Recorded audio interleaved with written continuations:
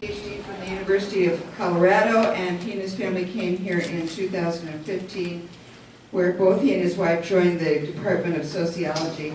Ross, as you might guess from the topic today, is interested in topics like deviance, men and masculinity, and social movements, and those are some of the courses he teaches at the college. So right now you're on sabbatical.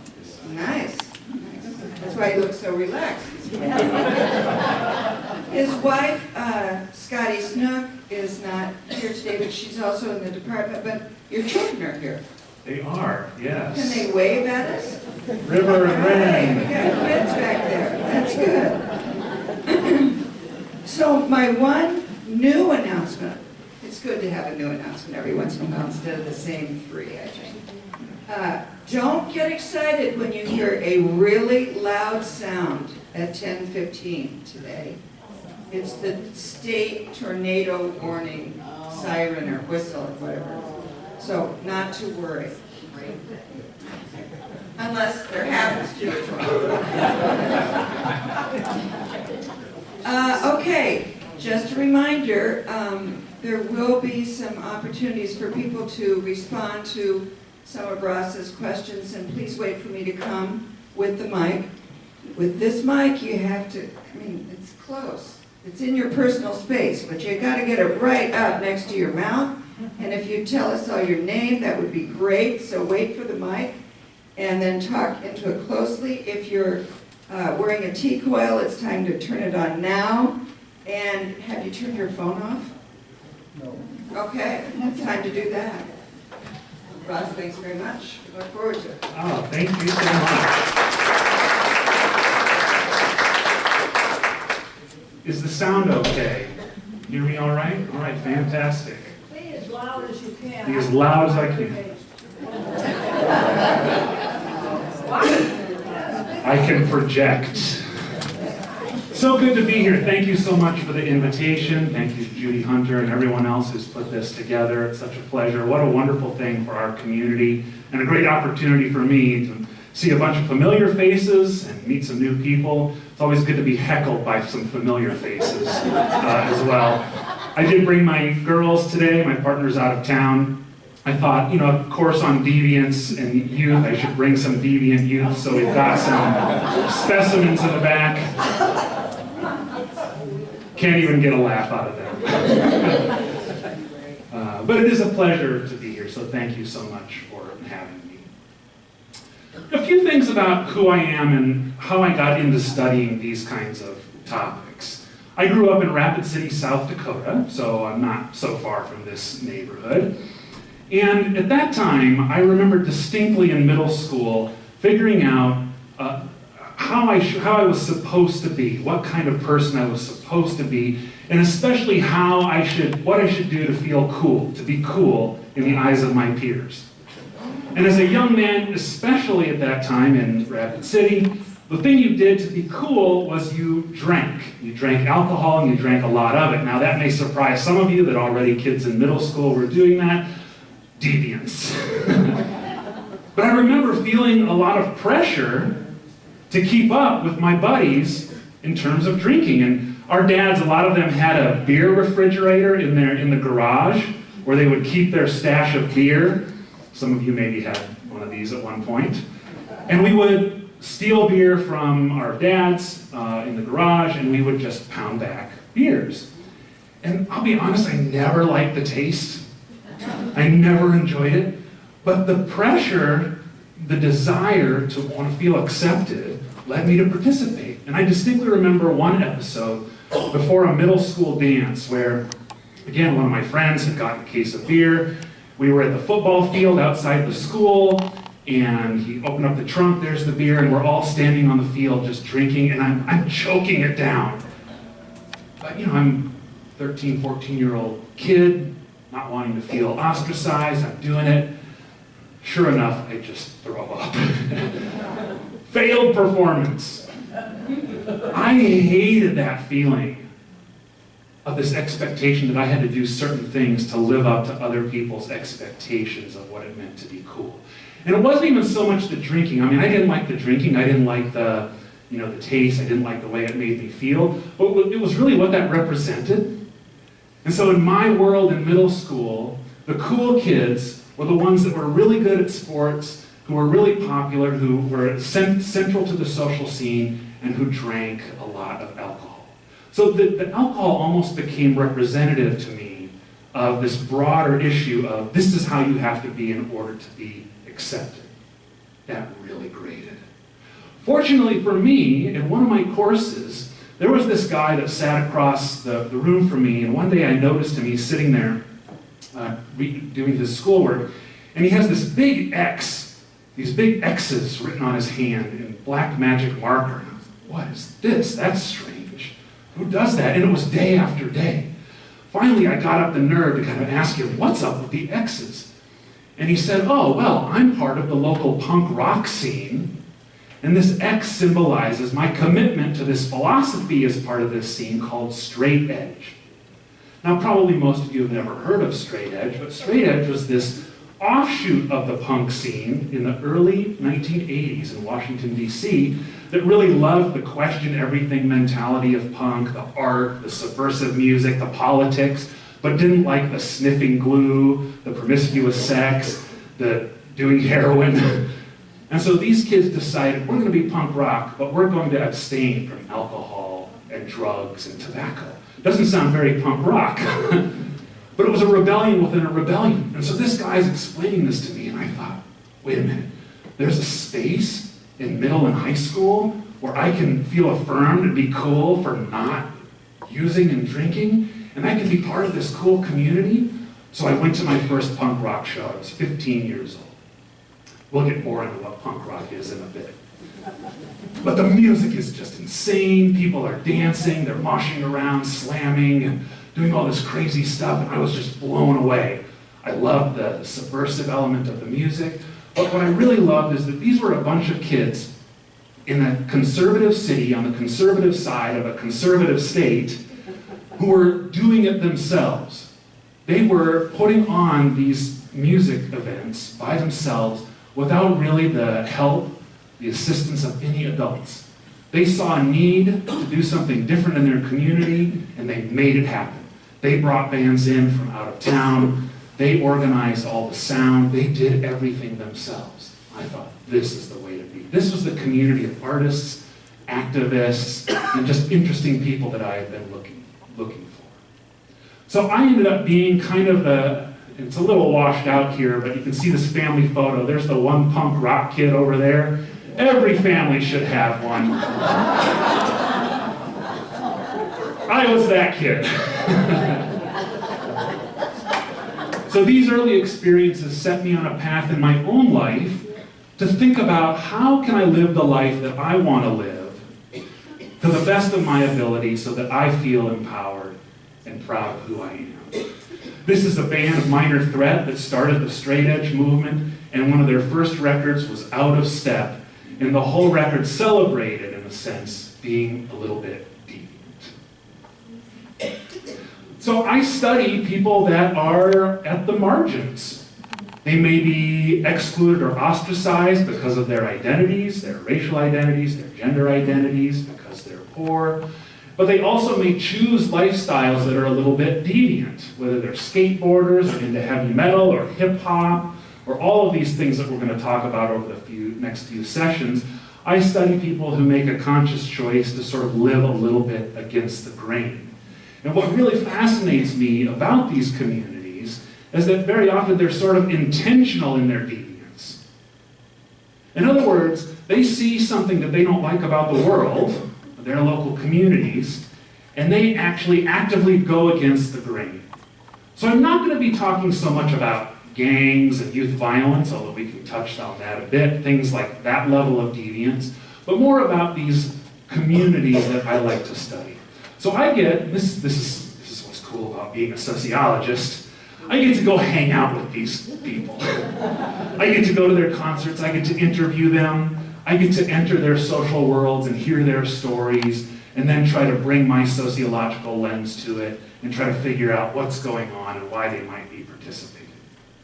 So just really briefly, kind of a quick course map. Today we'll really get into how different things become defined as normal versus deviant. I think this is a fundamental question for human beings.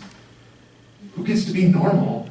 And who gets to be looked at kind of with side eyes, right? And then the next session we'll really get into what we call moral panics. This will be a session about fear. And it's very applicable to youth because we adults, we worry, many times rightly so, about young people and what they might be getting up to. But what I'll try to argue is that many times we're actually fearing the wrong things. And then finally in the third session we'll get into, I call this session, Young Till I Die, because punk rockers grow up. What happens? So one of the things that I study a lot these days as a middle-aged sociologist is what happens when these folks who get engaged in these communities in their youth enter adulthood, get careers, maybe have kids. How do these experiences resonate across the life course? So that's kind of what we'll be up to here. Before I leap into this question of what is deviance, though, I thought I'd get just a little input from you. So take just a moment. Imagine your parents. Imagine yourselves. And I'd like you to think about what would your parents think is a little strange about kids these days. So we can start with parents a little bit, but also we can think about ourselves too. And I can ask this of myself too. What do I notice? I was at the mall in Des Moines yesterday and saw young people around. Let me just say, I thought a few things were strange. So try to put yourself in this mindset. Imagine if your parents were here today. And imagine from your own point of view, what might be some things that you find or that they might find that are a little strange? And they could be related to culture, clothes, rituals, relationships, what have you. So take just a minute, and then I'll ask for just 2 or 3 of you to share, and I think Janet can run around with the microphone. Any examples will be welcome. Okay, we've got one right over there. I'm Judy Barber. That's on, right? Yep. Okay. My parents would think it was extremely off-putting to see pink and purple and blue hair, but my friends my age, many of them have streaks of those colors in their hair. Maybe I'll do it tomorrow. So that's interesting how something that seems so obviously off-putting has been adopted by my older friends. Thank you so much. Yes, and we'll come back to this point of how these things can change, right? And if I've done nothing throughout these 3 sessions except to inspire you to put purple streaks in your hair, I'll consider it a victory. I'm Karen Phillips. My mother thought that pierced ears were deviant until she got her own ears pierced in her 60s. But actually, for myself, I think that facial piercings that are, all over the face and the nose and all of that, and also tattoos that are permanent, that cover people's upper body where it's in your face when you see them. I think that's really disturbing. Thank you so much. Yes. You start screaming inside your head, why would someone do that? 1 or 2 more? Got one back there, and then got Dorothy up here as well. Is there somebody back here? Yeah. Lola. Hi, my name is Lola the Tits, and in our family it was the other way around. My parents were the wild bohemians, and I had to be the adult in the family. Love it. Yes, we shouldn't make too many assumptions about youth or our elders. Yes. Thank you. Dorothy Moore, and I'm Dorothy Moore, and I'm kind of laughing because I lived in a house with grandmother the whole idea of even putting lipstick and makeup on rolled the eyes of my grandmother. And but I have to laugh about the hair because a lot of white-haired ladies would have these rinses put on, and I have seen purple highlights for years.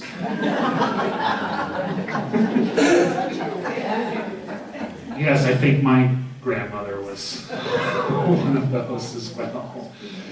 Anyone else who hasn't had a chance to share one more example, something that might come off as strange or different amongst young people today?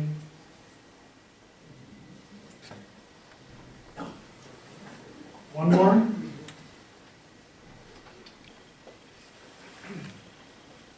I find the whole notion of the very casual sex among friends with, I won't even use the term that college students use, but it just, to me, I find that hard to understand. Absolutely. And this is a great example, too, because it cuts at the heart of some of our worries about youth. I think part of what you're alluding to is what we call hookup culture. In other words, there's this perception that there's been a decline in dating and courtship culture, but an increase in hookup culture, which is basically another way of saying casual sex without any expectation of an ongoing relationship. And we get so perplexed by these things that we might make commissions and studies, and there's a lot of worry. The media gets a hold of these stories, and it becomes this whole kind of set of worries. Certainly issues about sex and sexuality come up across different generations, again, because these things change. Well, I would propose to you that what our parents, what we ourselves find strange and deviant, largely depends on the set of filters that we bring to how we interpret reality. So a fundamental tenet of sociology is that human beings are meaning makers. It's a deceptively simple point. The idea is that we're each walking around with a whole set of filters through which we interpret quote-unquote reality. And I'm putting scare quotes around reality because we're not even going to go get into the philosophy of reality here. But that reality only becomes real once it's passed through a set of filters, and we come up with our own definition of that reality. Now, this can be deceptively simple, but also a bit unsettling, especially in these days that we're living in a post-truth kind of culture, right? But these filters can be our age. That may be relevant to our discussion here. It may be our gender, it may be our race, it may be our religion, it may be our nationality, it may be our immigration status. All of these kinds of things influence how we interpret reality. So a really simple example comes up around art. What counts as real or legitimate art? Now, the Mona Lisa, I pick the most kind of cliche example here. But that is generally widely regarded as real art. You may like the Mona Lisa, you may dislike the Mona Lisa, but there's not a lot of contention around whether it's art or not. It's art, and you can have your preferences about it. But generally our filters say that, yeah, that's legitimate art. This next piece is by an artist, street artist named Banksy. He's a really fascinating, enigmatic figure. He's British. Nobody knows his real identity. But he does what some people would call graffiti, what other people would call street art. And he does these very provocative kind of political pieces. He's extremely famous, but nobody really knows who he is. Is that art? Is graffiti art? Now we get into a little bit more of a contentious area, and we could discuss, well, what makes it art and what doesn't, and we might even be able to have a debate about that. Then we get to something like body art, tattooing. This is a very famous tattoo artist from Canada, Steve Moore. He's done the entire back and butt and arms and everything on this person. He is so well regarded to get an appointment to get a tattoo with him. I'm sure his books are closed for a year. He is very sought after. People travel from around the world to Canada just to be worked on by him. And he's so popular that he's the kind of person that if you proposed an idea and he didn't like it, he would just say, yeah, that's not really for me. Next. But is that art? Is that art? Well, in large part, it depends very much on our filters. So when we talk about deviance, that's also coming through a set of filters that we're carrying around. Deviance really is simply the violation of cultural norms. In other words, what we've come to expect, what we've come to, see as the status quo. It could be a belief, it could be a behavior, it could be a condition, but anything that strays from that norm might be labeled deviant. So let me take you through just a few main ideas around deviance, but centered on this basic notion that human beings are meaning makers. And we can do it around a number of things. I think one of the things that we can all relate to on some level is food. Food and animals. So I like to juxtapose these two images. Imagine, if you will, a cow, and for some reason I always call her Bessie. I don't know where that comes from, but imagine Bessie the cow, and how her experience would be different were she in parts of Hindu India versus being in a feedlot in the United States. Now let this sink in for a minute. Bessie is a cow, an animal. She's the same cow. The same cow, whether she's in Hindu India or whether she's in Kansas or Iowa. It's the same cow. But in India, she's a representation, a symbol of some kind of a deity, a godhead, right? And that during certain festivals in some communities, she's graced with garlands and honored and becomes symbolic of this whole set of expectations around religion. I mean, literally, Bessie, in this context, is a sacred being, and then is treated as such, right? Now, Bessie hops on a plane, finds herself in Kansas, and is standing knee-deep in her own excrement with 1,000 of her compatriots awaiting going through a meatpacking plant. Again, I don't want to get too graphic with this, but it's the same cow. Look at the distance between those interpretations. From something that's sacred to something that is a food animal, right? And the consequences of that interpretation of reality are very real for Bessie, aren't they? So it's more than just a different perspective. The consequences of that perspective are very real. Growing up, I always had these images of guinea pigs at the pet store in the mall, and they would be running around these little containers, and you'd go and you'd get to pet the guinea pigs, and they were very cute, skittish. But I had the fortune of backpacking in Peru once, and as I was going through the market in Peru, I saw a vendor with a big mesh bag full of guinea pigs, and they were all alive, and they were scurrying around, and I thought, oh wow, I'm used to seeing those in pet stores. But here they sell their pets right out in the open market. Well, of course that's not what was going on.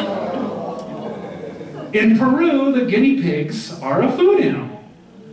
And so I passed this bag of guinea pigs and was going through the market. Well, on my way back, I saw someone purchasing a guinea pig, and I thought, oh, they're going to take the guinea pig home to their kids. And no, the vendor took out a bat and just clonk.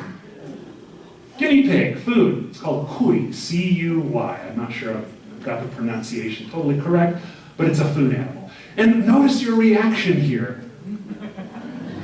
Isn't that fascinating? So right off the bat, our reactions show something's deviant. But so cute! But our filters have led us to see cows and guinea pigs in different ways. Make sense? So then we can come up with another example here that maybe gets us a little close to youth and youth cultures. Little girls getting their ears pierced is fairly commonplace in the States. If we talk about this tribe in Thailand, we have a different form of body modification, the neck stretching, where rings are added over time, and it separates the vertebrae in the neck. And then we can go a little bit further And we've got a gentleman here who has subdermal implants, which is one of the latest body modification. Yuck. So he has had incisions made, and then there's a stainless steel object put under there to make horns, and he's had these inserts placed into his skull where he can screw on these spikes, making that kind of a formation. So again, notice your reactions. Now think about, though, the types of body modification that we more or less take for granted. Certainly this. I mean, that's still body modification. Rhinoplasty, getting plastic surgery, a nose job, I guess. Breast augmentation, relatively commonplace in the US and in many cultures. There we go. Those don't raise quite as many eyebrows as the gentleman down there. In fact, those are relatively taken for granted. Even something like, and I don't know a lot about this, but the Botox is like you inject botulism into your face in order to relax the wrinkles. And middle-class white women were actually holding like these Botox parties in suburban upscale areas where everybody would come over, and rather than exchanging Tupperware, you would inject each other with these things that would relax the face. Now again, that's getting some shudders. But this is middle-class white women doing those kinds of things, and raises some eyebrows, but not so much. A couple of things about this then. So we've got these filters, we're meaning makers. Deviance in many ways is socially constructed. We need to learn it. I put these posters up here. These are posters from it's now kind of a classic cult film. It was a propaganda film from 1936 called Reefer Madness.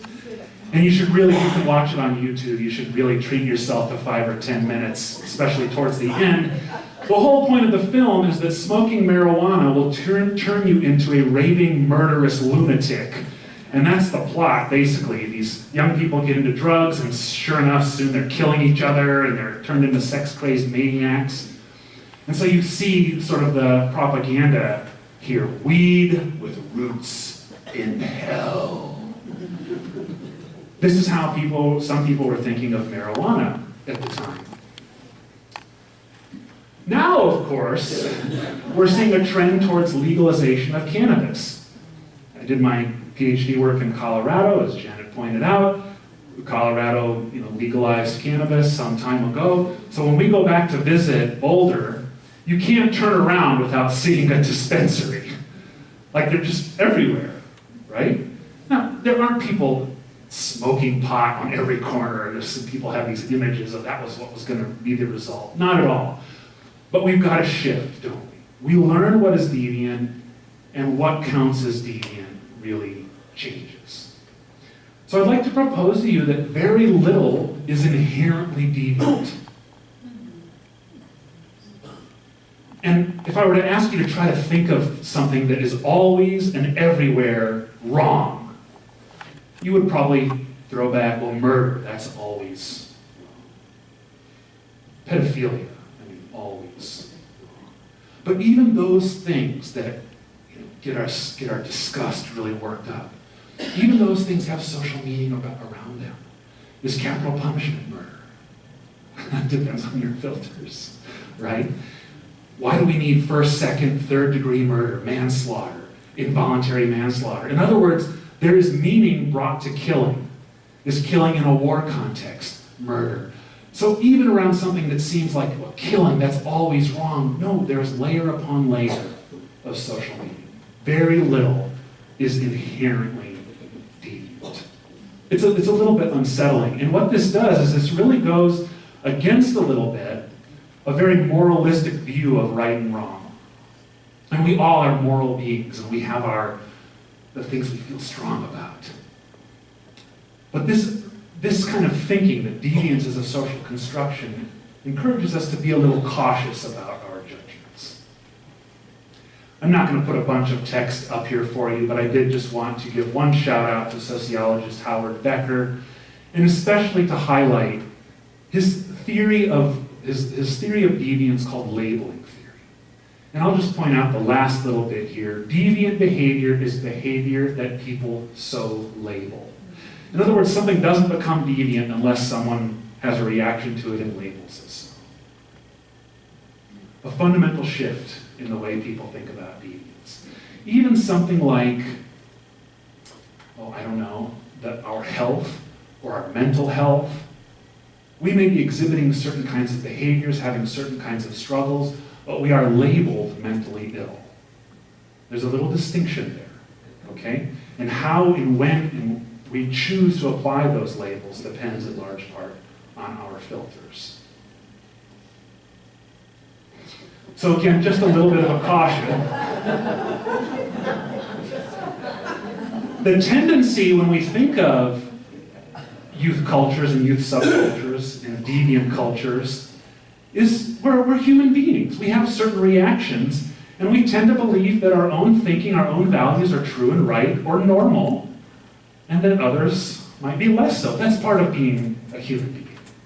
So part of my mission is to get us to step back from that a little bit, exercise a little bit of caution. Does that mean that I'm arguing for complete moral relativism? Well, I guess it's all in the eye of the beholder. I guess anything goes, because one culture might believe that such a practice is okay. That's not what I'm arguing. That's not what I'm arguing at all. There are certain things that I think are repugnant, no matter where we are and what time period we are in. However, I am just saying we need to be really cautious before we land in that spot. Before we take a break, I'll say just a few things about, okay, if we've got these filters, these meanings that tell us what's deviant and what's normal, who gets to decide? Who helps shape these filters? So I put up this clip, or this still, from the movie Outsiders, a Francis Ford Coppola film. It's a fascinating film, and it's about this small town in the 50s, and there are these two groups of young men. They're kind of like the greaser types, then they're kind of like the jocks. And I love this image in this film because it actually illustrates a famous sociological study by William Chambliss from 1973. This guy studied a high school, hanging out with young men, and the young men in this school fell into these kinds of crude camps, okay? And so he was hanging out with them and watching what they were doing, and what he noticed was that the middle class kind of jock kids were engaging in deviant behavior. They would smash mailboxes with baseball bats, they would drink, they would skip class, they were doing all these kinds of things. But very rarely were they detained by the police and to face consequences, okay? He called them the saints. They weren't saints, but there's some irony there. When they did get caught, people in the community, their explanation was, well, they're really good kids, but they made a bad choice. They've got a good future ahead of them, but, you know, they slipped up here, okay? Now the roughnecks, it was the saints versus the roughnecks, were the more working class kids, and they were also deviant. They fought, they drank a little bit, they would engage in petty theft, but Chambliss found that they were detained by the police at far greater rates. And when they were caught, people in the community, their explanation was, well, they're just bad kids. Yep, it's those kids. So you see where I'm heading with this, is that these two groups were in different social classes. The lower class, the poorer kids, were labeled as fundamentally deviant and wrong and just bad kids who had no future. The middle class kids were always given the benefit of the doubt.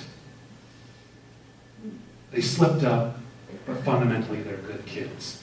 What this gets at is the question of power. When we ask, well, who gets to decide what's deviant and what's not, it brings us back to the question of power. So what I put up here, you don't need to read it, I just wanted you to see the headline here. This is from the New York Times in 2010. Congress moves to narrow cocaine sentencing disparities. Until Congress made this change in 2010, under the Obama administration, the sentencing guidelines for powdered cocaine versus crack cocaine had a disparity of 100 to 1. In other words, to get the same sentence for being in possession of powdered cocaine, you would have to have like 100 grams, as you would have to be sentenced for 1 gram of crack cocaine. Now, who tends to use these two different types of drugs?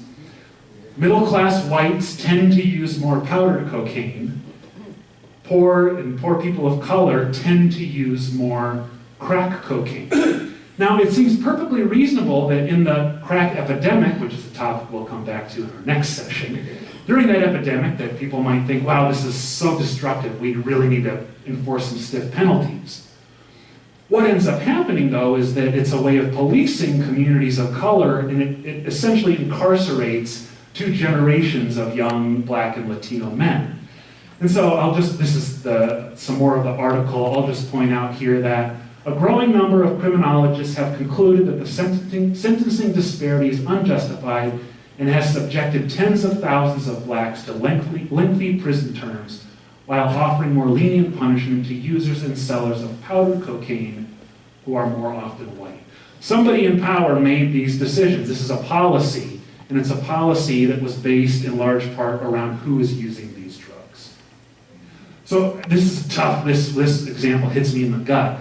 But I want you to sit with that for a moment because it shows that there are real consequences to people's lives. Just a couple more examples, and we'll take a break. So we're coming back to the idea here of normalcy. And a lot of what that entails is legitimacy. If you're classified, if you're labeled, remember Becker, as someone in the quote-unquote normal camp, you automatically have some kind of a legitimacy. Coming back to the body modification example, I was just thinking of this because one of River's friends got her ears pierced yesterday. And initially this family was going to go to the mall, like most people do in the United States, to get their ears pierced. We actually my family convinced them to take her to a tattoo parlor to get pierced by a professional piercer. Now look at these 2 examples again. This is an example of a piercing place in a mall. You can see them in virtually any mall. They use a gun, and some of you probably had your ears pierced this way, and it punches this kind of blunt stud through your ear. Now, it turns out they can't sanitize the gun. You get new jewelry, but these are low-paid mall workers who have very little training. They can't sanitize the gun. Your risk of infection is way higher if you do this in the mall. These folks are actually trained professionals who use a needle that hurts way less, that everything is sterilized. But if I were to ask just a random person on the street to think about getting pierced by this guy, he's going to have less legitimacy. So the point I'm making here is, from a strictly health and well-being standpoint, I would argue this is the better way to go if you're going to get your ears pierced. But this person has less legitimacy than what is familiar, what is cheaper, and what seems like nice. And this person making just above minimum wage looks like they're wearing a lab coat. It looks very professional. No, this person is definitely the way to go. Last example, and we'll take a break again around deviance and legitimacy. How we identify who is normal, who is acceptable, has implications for social change as well. So when we see people taking to the streets, for example, in movements like Black Lives Matter, we can often see in the media they're rioting, they're looting. Now, is there rioting sometimes? Absolutely. Is there looting sometimes? Sure. But that kind of cloud paints this entire group because they have less legitimacy.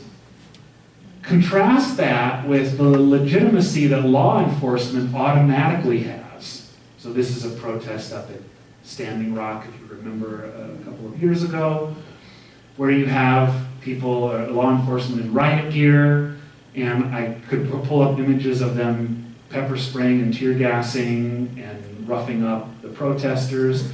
My point is this: they have legitimacy, generally speaking. Protesters have less. That's the power of it. we take a quick break? We will. Okay. So we'll take 10 minutes, and if you don't know if it's been 10 minutes, just listen for the bell, and then hustle right back in. And we're fascinated, so keep going. Happy to. Is my sound okay again? Good? Okay, thank you so much.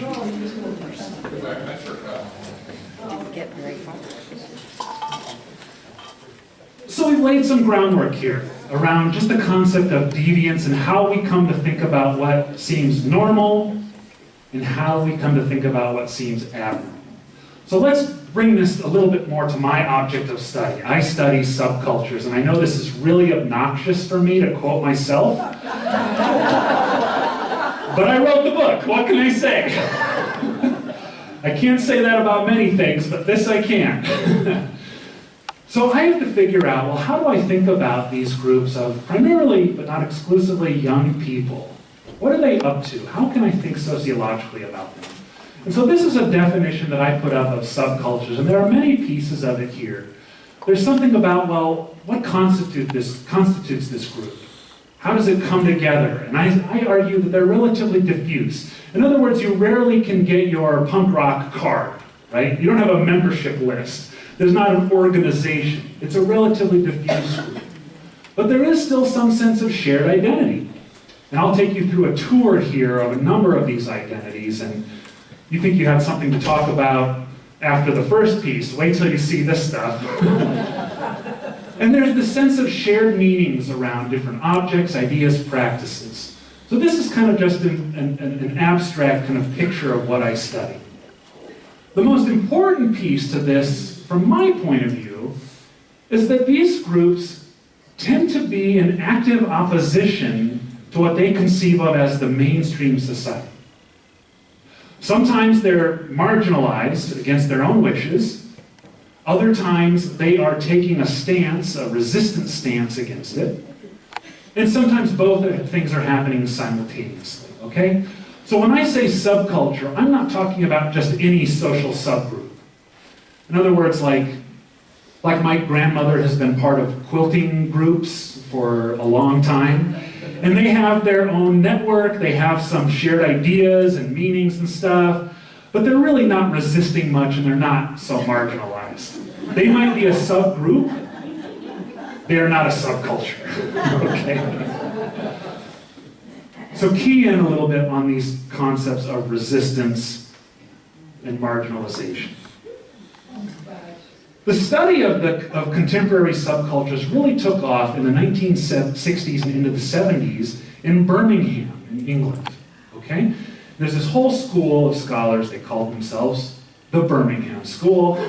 They were at the Center for Contemporary Cultural Studies, and what they were observing in the context of the 50s, 60s, into the 70s is this expansion of all these youth cultural identities.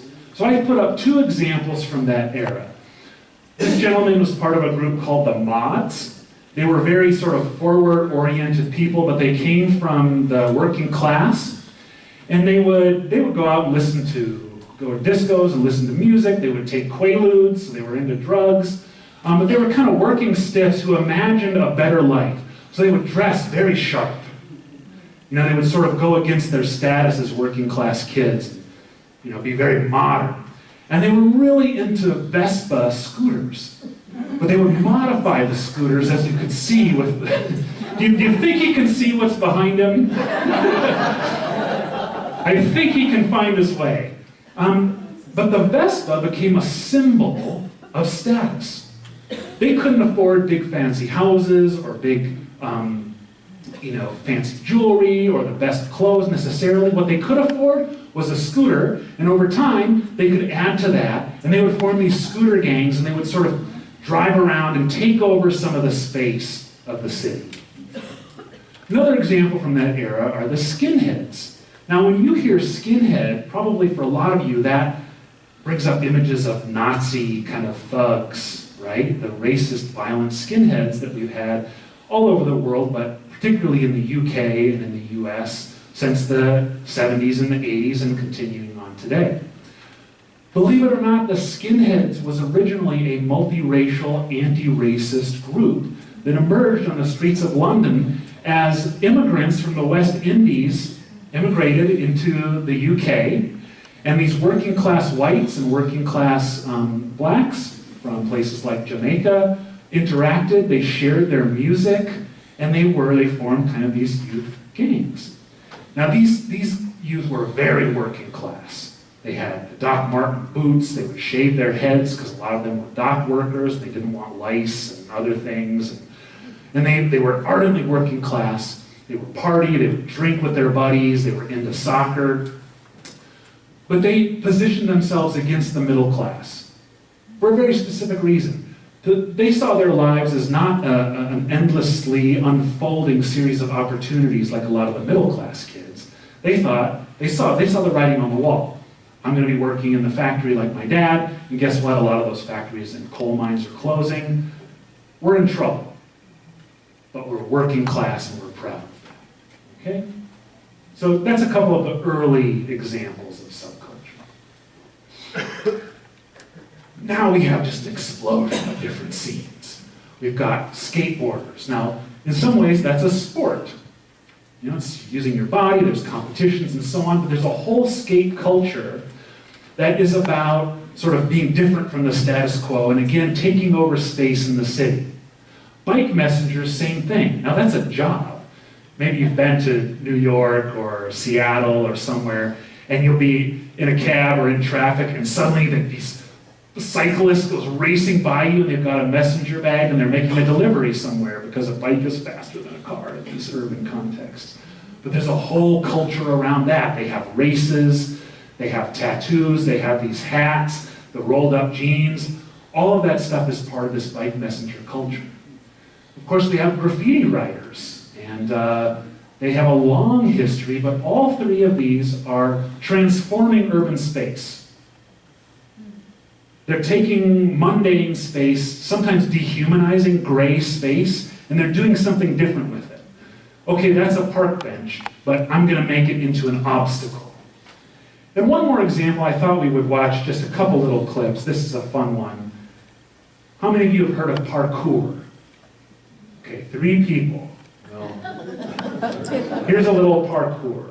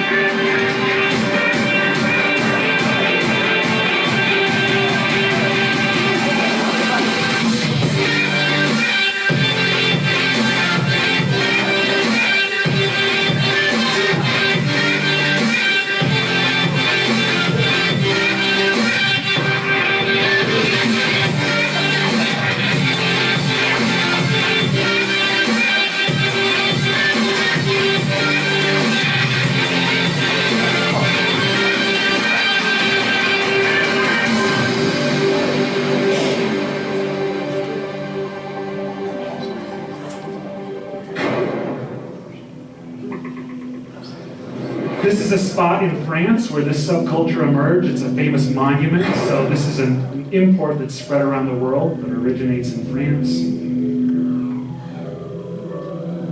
Welcome to your life.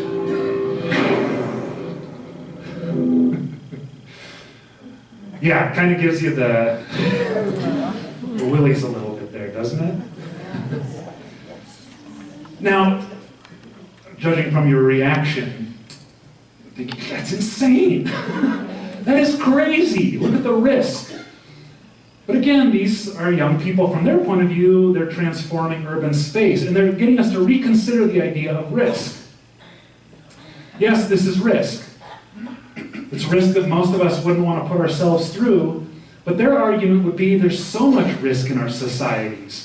Think about the wealth disparities, think about environmental degradation, think about communities that live in environmental disaster areas. That's the stuff we don't talk about. So there's kind of a little bit of subversion going on, even with how we think about our bodies here. What's the death rate? Great question, and it's a tough one to answer because we don't know how many people are doing parkour. We can't really do the math. I'm sure there are some injuries, and possibly deaths. A few more examples. Punk rock is a classic. I've mentioned that. That was my scene growing up. These are punks from Malaysia.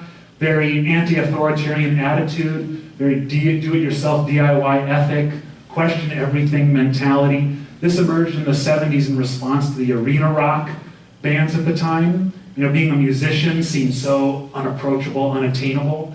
So these kids did it themselves. Learn 3 chords, you got a punk rock band. Doesn't have to be pretty, just has to be fun. Goth emerged after punk, and again, these are all worldwide subcultures at this point. Goths are kind of obsessed with the macabre, with death, with the darker sides of life. And what I find interesting about goth is they do push us to think about, in Western contexts especially, how do we consider death? As something, scary, terrifying, sad, and all of those feelings are legitimate. I'm not saying they aren't legitimate, but I find it fascinating that there are groups of young people that are kind of delving into that in a little more, in a deeper kind of a level. This gentleman is particularly scary. This is the singer for a band called Dimmu Borgir. They're a Norwegian black metal band. Metal is really fascinating because they have a history of delving into the occult. And we'll come back to that on our next session as well, so just put a bookmark there. Questioning organized religion.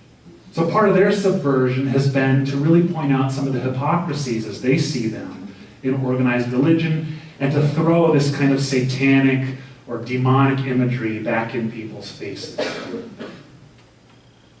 few more. Riot Girl I find completely fascinating as well. This was a group that again came out of punk in the United States in the early 1990s, and it's a very feminist-oriented punk kind of offshoot. So young women in the Seattle and Olympia, Washington area and Washington, D.C., they decided, hey, punk rock is about rebellion, but why is it always men up on the stage? We need to have girl power. Girl power. And so they started holding workshops, making zines. Zines are little homemade magazines that aren't meant for mass consumption. They're like photocopied, and they would write about things about body image, about sexism, about abuse, things that were very taboo and continue to be very taboo. And they would form these networks of young women, especially, to say, we've had enough. We want a more inclusive punk scene, but we also want a less patriarchal world. This group, the Riot Girls, had a tremendous influence on contemporary feminism. In fact, they're often held up as one of the pillars of what we call third wave feminism. I won't get into that, but I want you to understand that in some cases these subcultures resonate way beyond their original intentions. This is Medusa. She's an MC in the hip-hop scene, underground hip-hop scene.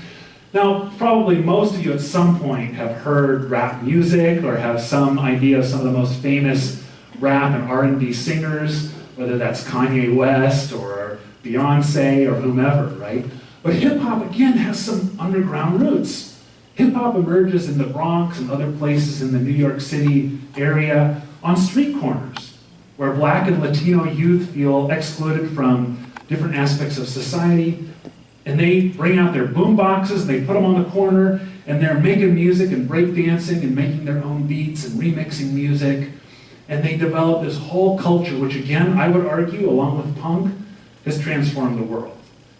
You can find people in hip-hop scenes in every inhabited continent, in every country so far as I know, and young people, again, who are often marginalized around race and class, find this a very empowering scene.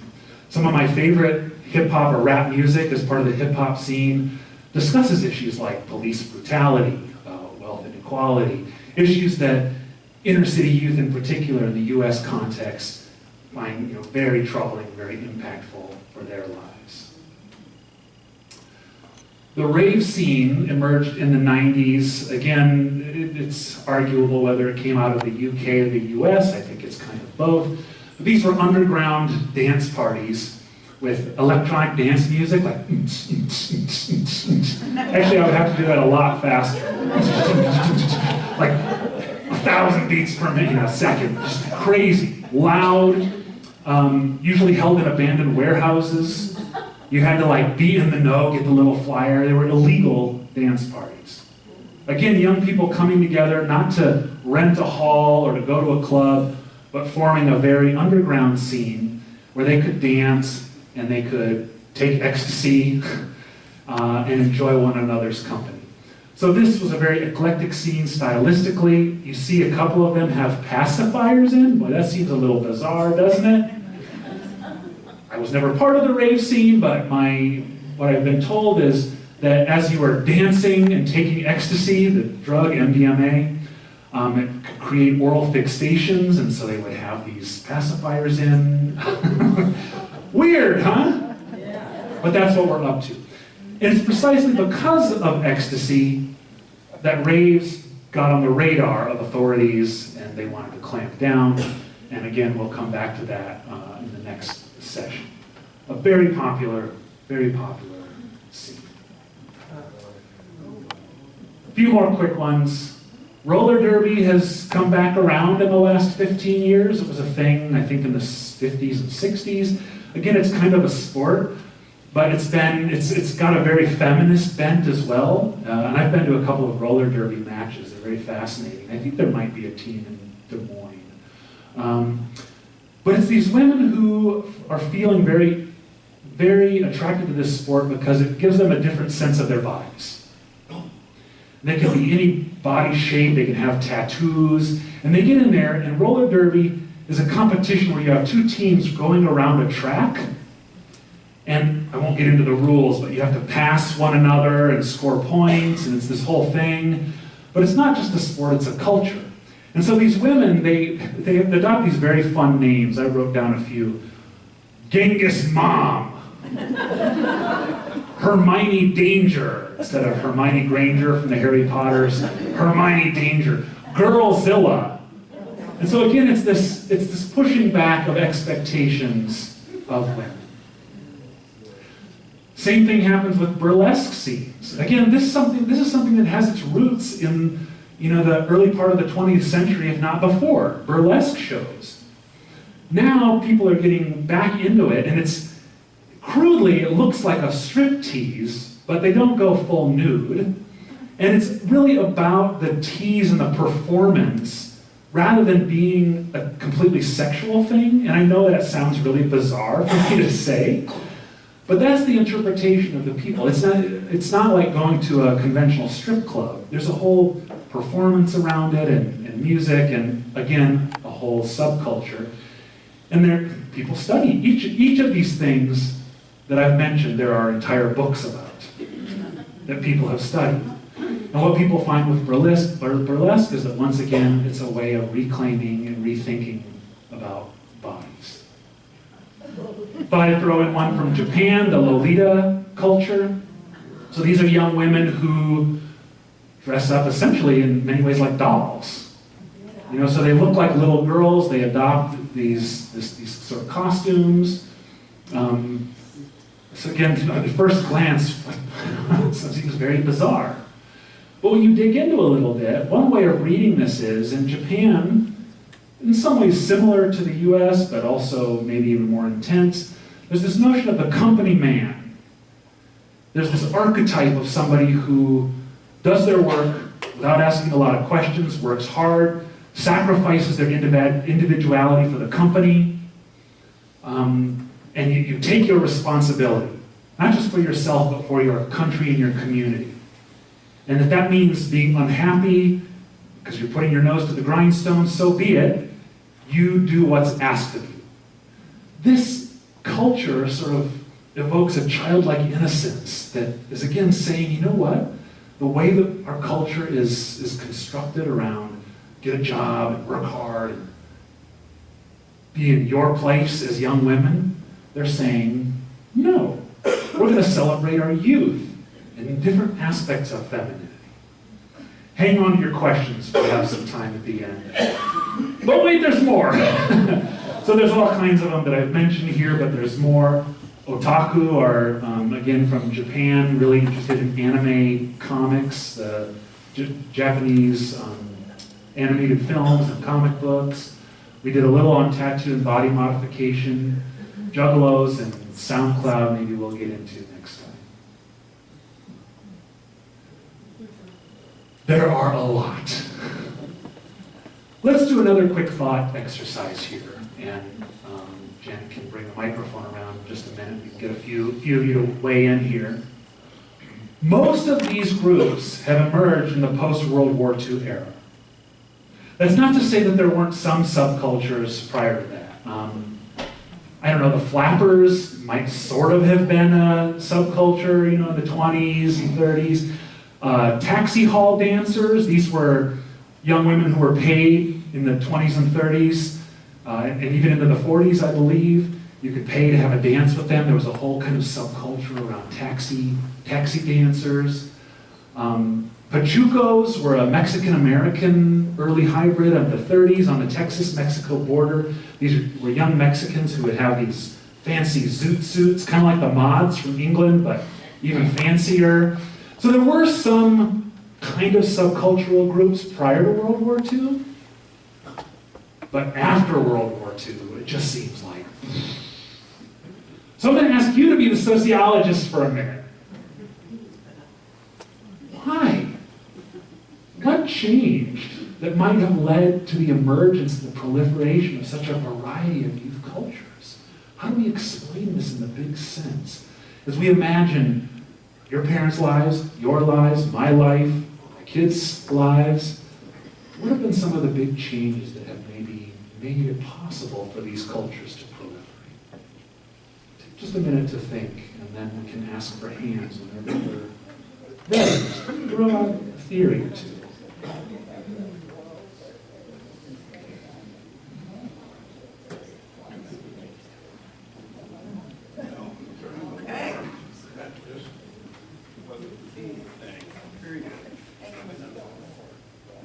Right up in front of you. Dave Ferguson. My thought would be the urbanization of the society. I grew up on a farm, and I don't really think I'd had time for it.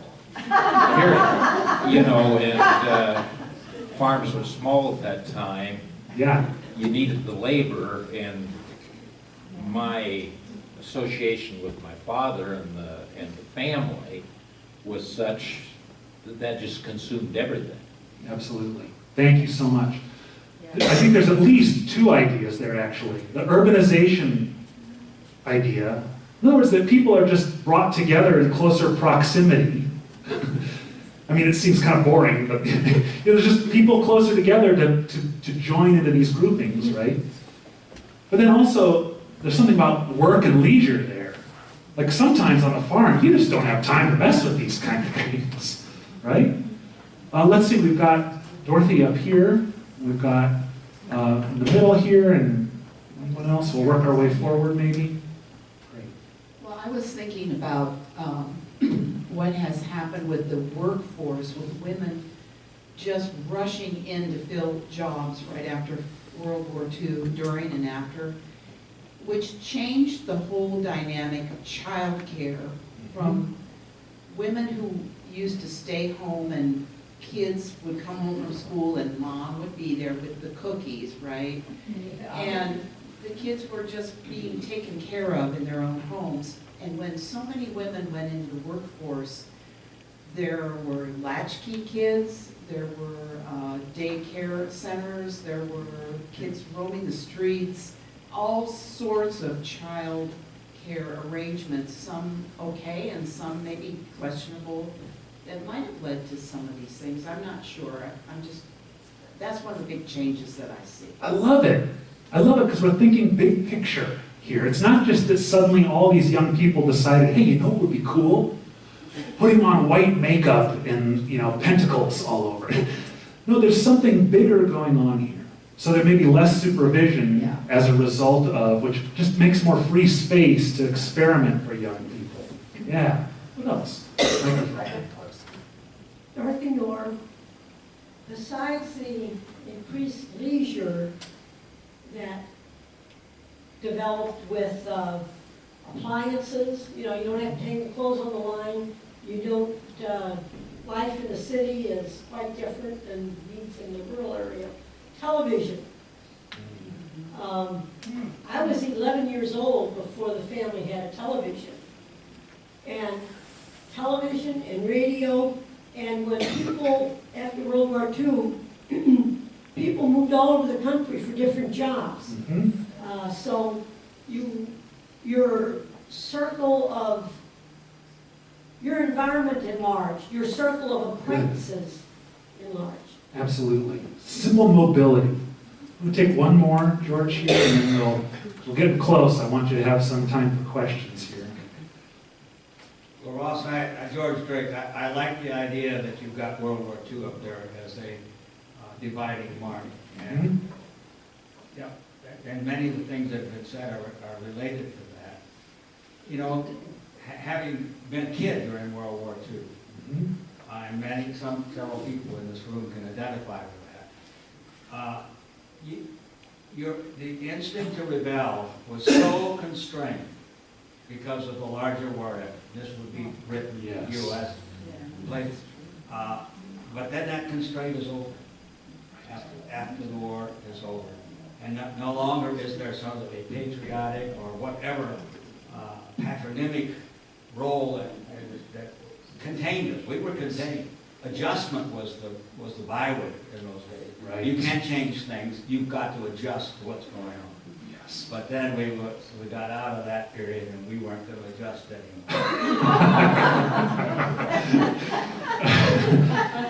Was it Martin Luther King that said the salvation of society lies with the creatively maladjusted? Look, these are all excellent points, and you'll see some of them this is just a list that I brainstormed. This isn't comprehensive. In some ways, what George is identifying here, there was a strong, what the sociologists we would call collective consciousness that basically restrained us. You put your individual needs and desires in service to quote-unquote greater good, right? Then we have a bit of weakening of that, we would argue, for a variety of reasons. We've got the literal creation of the teenager by marketers who see an opportunity. We haven't always had the conception of teenagers. In fact, we haven't always had the conception of childhood and youth. My grandmother is 92, still lives in southeast South Dakota, a town called Avon, 600 people. She was born there on a farm. I love her stories of being behind the horse and the plow and all those kinds of things. Like, she was doing things at age 10 that we wouldn't imagine most 10-year-olds doing now. And even me, being a couple of generations removed, I was driving tractor on Grandpa and Grandma's farm, at age 11. So what I'm saying here is we've even had an expansion of youth. And that's for a variety of reasons as well. We've had changes of technology that I think encompass some of your examples here. Urbanization we talked about, mass communications, just the growth of pop culture. Things like record players, which have been around for a while, but the spread of record players and television, all of these devices of mass communication and pop culture. We also have increasing individualism down here at the bottom. That's what I mean by a little weakening of that collective consciousness for some good reasons, we could argue, and for some maybe not so good reasons. Some people have more disposable income. So, you have to be able to purchase some of these records. That doesn't apply to everybody, but some people have more disposable income. But simultaneously, we have glaring inequality. That provokes some of that resistance I've mentioned. We have globalization, And these last two I'll spend just a moment on before we wrap up. This is very jargony here, but we have this sense of reflexivity that we didn't always have. So when I think of my grandmother, born, lived, died in this town of 600 in rural South Dakota, very rural experience. She traveled a little bit, made it to California to see friends a couple of times, but that was sort of her world. It's a wonderful world for her. But her life, I don't think that she interpreted her life as a series of a bunch of options. It was like, okay, yep, right now I'm working on the farm. Okay, now my grandfather went to the war, went to Europe for World War II. Now I've got a job. Now I have kids. I stay home with them, and then I work again. And it was just sort of this plan, right? She wasn't constantly tinkering with herself. I'm not saying she wasn't reflective. I'm just saying that life had a certain trajectory, if you know what I mean. Now, again, for some, not everyone, it's like, what do I do now? We deal with this at the college all the time. The sense of being kind of adrift. Subcultures, it can be a little sense of a community, an anchor in a world that seems very chaotic. A sense of community, a chosen community. And finally, as I think I've pointed out, subcultures can be a site of social critique. What fascinates me most about these groups is actually not what I learn and write about them. It's what they teach me and teach us. In many ways, I see these youth subcultures as mirrors reflecting back something about normalcy to the rest of us. And I'm not saying that I'm uncritical about them. I think there's plenty to be critical about them. But in many ways, they're throwing up at us, hey, you're judging me for having a facial piercing or wearing weird clothes or jumping across buildings. Well, let me show you what I'm seeing in mainstream society. And often what these young people are seeing is a culture, is a society that doesn't totally work for them. Especially as young people. But as they see themselves into the future, they see that we adults don't have it all figured out. And that many of us maybe aren't as fulfilled as we might be. And they're pushing back. So that's kind of the optimistic view of deviance here. There's a function of deviance. It reminds us of what's good and right, and that helps us produce social order. But it also can point out what we need to work on and where our judgments are. Let me leave it at that so that we can have a little time for questions. Thank you so much.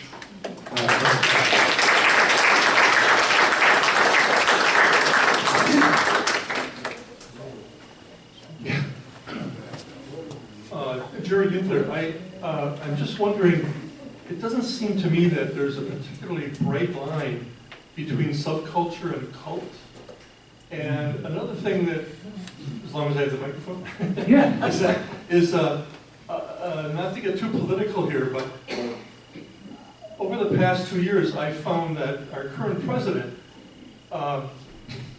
is almost a subculture, as opposed to having a philosophy of governance or whatever. He seems to have developed his own subculture, and I'm wondering, what you might think of that. And also the difference between a cult and a subculture. Sure. Thank you. So I love, what an academic question here. Really, I think both of your questions are getting at concepts. In other words, what do we call these things and how do they help us explain the social world?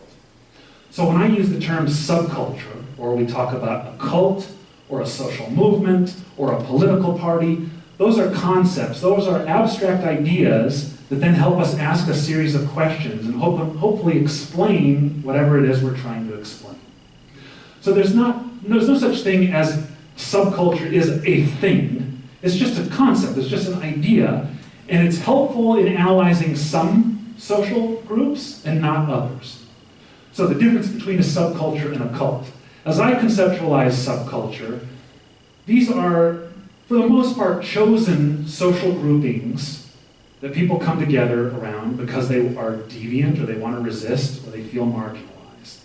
A cult, in the popular imagination, I think, and you can correct me if this is quite what you mean, but a cult, I think, brings up images of a charismatic authoritarian leader, that people might be brainwashed into something and it's difficult for them to get out of it, and that what the leader says kind of goes, or the ideas are very totalizing, very, like it governs every aspect of your life. That's different, from my mind, from a subculture, which people leave and come back and so on and so forth. There's no leader of a subculture. There are people that have authority, like the great tattoo artist or the singer of a popular band or what have you. But there's not that kind of centralization. And the second part of your question, as sociologists, we actually tend to debunk the notion of cults generally, because a cult becomes a label. Remember labeling theory from Howard Becker? That's put upon groups. So almost every new religious movement has been labeled a cult at some point. Christianity was a cult at some point. I don't know if that was the word, but you see what I'm getting at?